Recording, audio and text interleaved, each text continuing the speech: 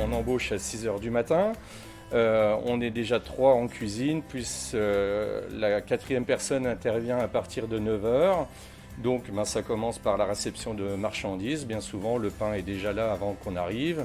Et puis après, on met la mise en place. Voilà, et puis la production commence.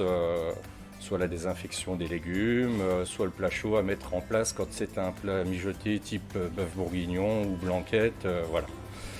Et des desserts faits maison, des entrées chaudes, etc. C'est une volonté du département, c'est une décision politique à la base, de conserver des équipes de cuisine dans les collèges vosgiens. Voilà. C'est vraiment primordial pour la qualité du service rendu aux élèves. Alors au collège Elsa Triolet, on est sur une moyenne de 400 repas quotidiens.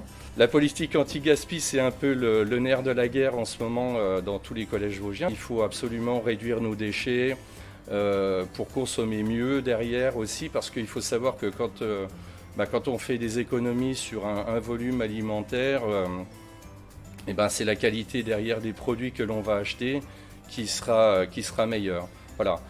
Pour exemple, chez nous, ça fait 4 ans qu'on travaille sur le pain. On économise environ 1 500 € à l'année, rien que sur le pain.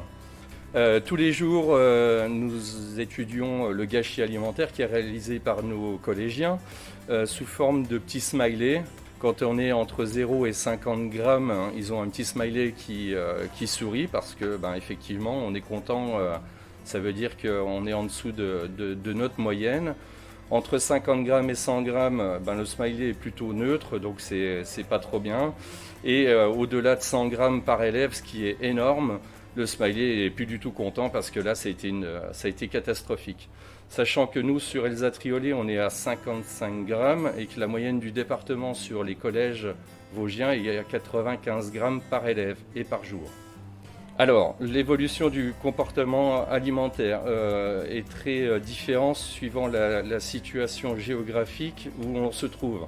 Moi, je dirais qu'il y a une différence entre les collèges, ce que j'appelle de campagne ou de montagne, et les collèges urbains, où là, on est plutôt dans un collège urbain sur Thaon-les-Vosges. On sent on a plus de difficultés à faire des choses... à leur proposer des choses cuisinées, alors que le même menu type à la campagne passera comme une lettre à la poste, notamment sur tout ce qui est légumes, les poêlés de légumes. Voilà. On a beaucoup plus de mal à les sensibiliser à ça.